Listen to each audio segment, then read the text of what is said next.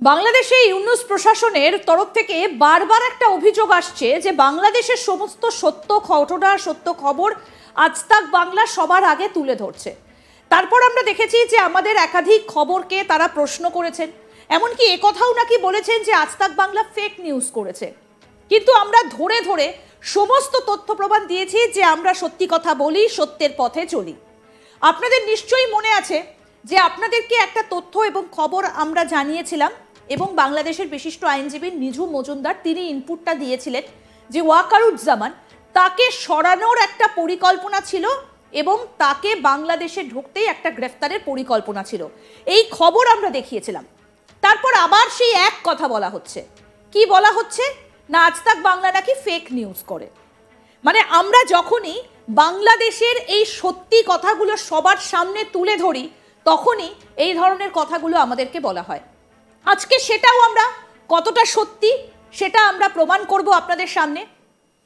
এবং কোন 10 জন মিলে বসে এই কথাগুলো বলেছিলেন, কি কি আলোচনা হয়েছিল, আজকে সময় ঘন্টা ধরে ধরে সেগুলো আপনাদের সামনে তুলে ধরব। আমরা এই বিষয় নিয়ে কথা বলবো যে এক ফোনেই ফাঁস বাংলাদেশের সেনা অভ্যুত্থানের সত্যি কথা। কারা ছিলেন সেখানে, কারা কারা মিটিংয়ে বসেছিলেন। আমাদের সঙ্গে রয়েছেন বাংলাদেশের বিশিষ্ট আইনজীবী নিঝুম মজুমদার। দাদা, আপনাকে স্বাগত জানাই আজ তাক বাংলায়। দাদা, আজ তাক বাংলা নাকি ফেক নিউজ করে, বারবার এই তথ্যগুলো ইউনূস প্রশাসনের তরফ থেকে বারবার তুলে ধরা হয় এবং আপনি যে ইনপুটটা দিয়েছিলেন, আমরা যে আলোচনাটা করেছিলাম, ওয়াকারুজ্জামানকে গ্রেফতারের একটা ছক কষা হয়েছিল, তাকে সরিয়ে দেবার একটা ছক কষা হয়েছে। কি ঘটেছিল এবার বলুন তো, সময় ঘন্টা ধরে ধরে যদি বলেন। আমি আপনাকে সেটা ডিটেলস বলছি। তার আগে প্রথমে আজ তাক বাংলা এই সংগ্রামে একটা অগ্রগণ্য সৈন্য হিসেবে বা পাথেয় হিসেবে প্রথমে আজ তাক বাংলাকে আমার ধন্যবাদ দেওয়া প্রয়োজন নতুন করে। যদিও ফর্মালি আপনাদেরকে ধন্যবাদ দেওয়ার ভাষা নেই, কিন্তু আপনারা যেভাবে ফ্রন্টে এসে সংবাদগুলো প্রকাশ করছেন এটার জন্য, এবং এই যে আপনারা সত্যটা প্রকাশ করছেন, গায়ে জ্বালাটা আসলে সেখানেই। কেমন একটা তথ্য আপনাকে আমি একটু দিয়ে রাখা ভালো, সেটা হচ্ছে যে সেনাবাহিনীর ভেতরে কিন্তু সবাই একইভাবে অপারেট করে না। যারা আমাদের এই তথ্যগুলো শুনেছেন, যারা এই রিপোর্টস গুলো জেনেছেন, তারা জানেন যে আমি সত্য বলছি না মিথ্যা বলছি, এবং তারা এও জানেন যে আমি তথ্যগুলো যে সঠিক দিচ্ছি, কোন সোর্স থেকে পাচ্ছি। বুদ্ধিমান অফিসাররা তারা জানেন যে আমার কথাগুলো কতটুকু সত্য। এবং আমার কিন্তু একটা ব্যাপারে কথিত আছে যে আমি তথ্য এবং প্রমাণ ছাড়া এবং কোনো ধরনের রিয়েল নিউজ ছাড়া আমি কখনো, আপনি আমাকে শুনবেন না আমি কোনো ফেক নিউজ বলি। কখনো আপনি শুনবেন না যে আমি আগ বাড়িয়ে বলছি, একটা তারিখ বলছি। আমি জানি তারপরে বলি। আমি আপনাকে একটা কথা বলি, সেটা হচ্ছে যে প্রেক্ষাপটটা আমার মনে হয় দর্শকদেরকে আবার নতুন করে বোঝানো দরকার বা বোঝা দরকার। সেটা হচ্ছে যে 5ই অগাস্টের পর এই ফয়জুর রহমান যেটা করেছে, এক ধরনের কুমিরের কান্না সে কেঁদেছে। আমি তার কিন্তু এভরি ডিটেলস জানি। আসলে তাকে এখনো আমার মনে হয় আমি অনেকটা ছাড় দিয়েছি, এই ছাড়টা আসলে তাকে আর দেওয়া যাবে না। সে অনেক ধরনের কুমিরের কান্না সে কেঁদেছে। আমি কিন্তু তার অনেক কিছু সম্পর্কেই জানি। আমি আসলে তার শ্বশুর বাড়ি সম্পর্কে জানি, তার ফ্যামিলি সম্পর্কে জানি, তার সম্পর্কে জানি কোথায় তার কি মুভমেন্ট, তার শ্বশুর জামাতের কোন লিডার কার কাছে গেছে, কোন গাড়ি এসেছে। মানে ও আসলে বোঝেও না যে ওর 2 কাঁধের 2 ফেরেশতা ছাড়া বাকি সবার সাথেই মোটামুটি আমার কোনো না কোনো ভাবে, মানে সে যদি বিশ্বাস করে আর কি আমার সেই কারেকশন গুলো যে আছে, এটা তাকে বুঝতে হবে যে তাকে ছায়ার মতো আমার লোকেরা অনুসরণ করছে। এবং আমার একটা সোর্সকে ডিমিন করলে আমার আরেকটা সোর্স এখানে এসে হাজির হয়। যখন উনি বলতে হচ্ছে যে ওয়াকারুজ্জামান 4 তারিখে সেন্ট্রাল রিপাবলিকে যায়। সেন্ট্রাল রিপাবলিকে যখন যায় তখন হচ্ছে যে এদের একটা বড় ধরনের সুযোগ আসে যে তারা ওয়াকারকে আপনার সরিয়ে দেওয়ার একটা পায়তারা করে, যে তাকে আর দেশে ফিরতে যাবে না, দেশে ফিরলে তাকে অ্যারেস্ট করা হবে, এই ধরনের একটা চেষ্টা তার সাথে করে। এর মধ্যে এইটা বলে রাখা ভালো যে 5ই অগাস্টের পর থেকে আপনার এই ফয়জুর রহমান যেটা করে সেটা হচ্ছে যে তার এক ধরনের প্রতিদ্বন্দ্বী হিসেবে সে আসলে ওয়াকারুজ্জামানকে দেখা শুরু করে।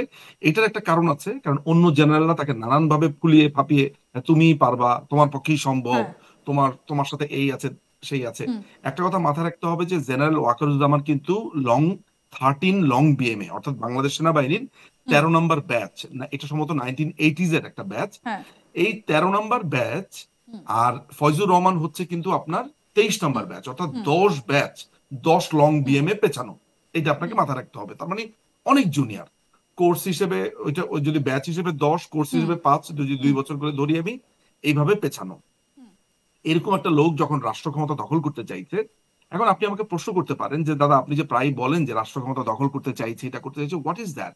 সেটা হলো এই যে অপগণ্ডগুলো রয়েছে, এই যে টোকাই টোকাই পার্টি কিংবা এই যে জঙ্গিগুলো রয়েছে, এই জঙ্গিদেরকে নানানভাবে সহায়তা করেছে ফয়জুর রহমান। কারণ ফয়জুর রহমানের সাথে আপনার এখন যে স্বরাষ্ট্র সচিব আছে Nasimul Gani, Nasimul Gani is one of the আপনার এই হিজবুত তাহরির অন্যতম পৃষ্ঠপোষক বা প্রযোজক, যেটা বলি অর্থভাবে বলেন, রাষ্ট্রীয়ভাবে বলেন, নানানভাবে সে প্রমোট করেছে। এই জন্য নাসিমুল গনির কিন্তু চাকরিও চলে গেছে, ওকে আবার নিয়ে এসে এখানে বসানো হয়েছে।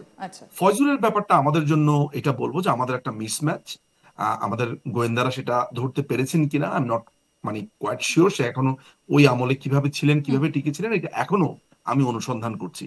আপনাকে আরেকটা তথ্য নিয়ে রাখা ভালো, যে শুধু যে আপনাদেরকে ফেক নিউজ বলছে বা আপনাদেরকে যে বলছে তাও না। গতকালকে কি করেছে সেটা আমাকে নিয়ে একটা নিউজও পাবলিশ করেছে। সেই নিউজ পাবলিশ করেছে আমাদের যে সাবেক ডিজিএফআই চিফ ছিলেন, তার সাথে আমাকে মিলিয়ে একটা অদ্ভুত প্রপাগান্ডা আপনার সেখানে প্রকাশ করেছে এবং বলেছে আমরা দুজন মিলে নাকি করছি। অথচ general Hamid, major general Hamid সাহেবের সাথে আমার লাস্ট কবে কথা হয়েছে আই ক্যানট রিমেম্বার। আমার সম্ভবত আমি আসলেই মনে করতে পারি না আমার সাথে কবে কথা হয়েছে, কারণ উনার কোনো ট্রেস নাই। উনি কি গ্রেফতার হয়েছেন কিনা, উনাকে গ্রেফতার করা হয়েছে কিনা আমি জানি না। আচ্ছা, আমরা প্রসঙ্গে এটা ফেরত আসবো। সেটা হলো যে ওয়াকারের ব্যাপারে কিন্তু আপনি যদি মনে করতে পারেন, আমি কিন্তু এখনো পর্যন্ত হ্যাপি না এবং আমি প্রবলভাবে সমালোচনা করেছি, তাই তো? এটা তো আপনার দেখা কিংবা যারা দর্শকরা, সেটা একটা কারণ আছে। কারণ সে তার দোষের ভিতরে একটা দোষ হচ্ছে সে আর্মিকে কন্ট্রোল করতে পারেনি। তার প্রচ্ছন্ন এবং পরোক্ষ মদদে এই আপনার যে কুটা হয়েছে এখানে তার প্রচ্ছন্ন ভূমিকা ছিল এবং আমার কাছে হাতে ধরে ধরে ওয়ার্ড টু ওয়ার্ড সেটার প্রমাণ আছে। আমি আপনাকে একটা টক শোতে বলেছিলাম যে ইন্দিরাজি, আমার কাছে একটা সংবাদ আছে, যে সংবাদটা এখনো আমি দিচ্ছি না, এখনো আপনাদেরকে আমি বলছি না, কিন্তু সেইটাও আমি বলবো। আমি এটাও আপনাদেরকে বলেছি, আজকেও আমি সেই কথা বলছি না। কিন্তু আমি তাকে পছন্দ করি আর অপছন্দ করি, রিগার্ডলেস অফ এভরিথিং। ফয়জুর তার একটা দল পাকিয়েছিল। কার সাথে পাকিয়েছিল সেটা হচ্ছে আরেকজন সাবেক সেনাপ্রধান ইকবাল করিম ভুঁইয়া। দাদা একটু দর্শকদেরকে বলবো, এই ঘটনাটা সম্ভবত 4 তারিখ ঘটেছিল, মানে 4th মার্চ, যেদিন ওয়াকারুজ্জামান সেন্ট্রাল আফ্রিকান রিপাবলিকে গিয়েছিলেন। সম্ভবত এটা 4 তারিখ, আপনি আরো ভালো বলতে পারবেন, এই মাসেরই 4 তারিখ, মানে 4 মার্চ। 4th মার্চে যখন আমি আসলে একটু প্রেক্ষাপটটা বর্ণনা করছিলাম, যেটা হচ্ছে যে তার এই দল পাকানোটা কিভাবে শুরু হলো। যাই হোক, ইকবাল করিম ভুঁইয়া নামে একটা সাবেক সেনাপ্রধানের সাথে সে মিলে, স্টুডেন্টদের সাথে মিলে, তার একটা ইচ্ছা হলো যে ইকবাল করিম ভুঁইয়াকে প্রধান উপদেষ্টা বানাবে, প্রধান উপদেষ্টা বানিয়ে এবং আপনার রাষ্ট্রপতিকে সরিয়ে দিয়ে আপনার ইউনূসকে রাষ্ট্রপতি বানাবে। এই ছিল মোটামুটি ধান্দা।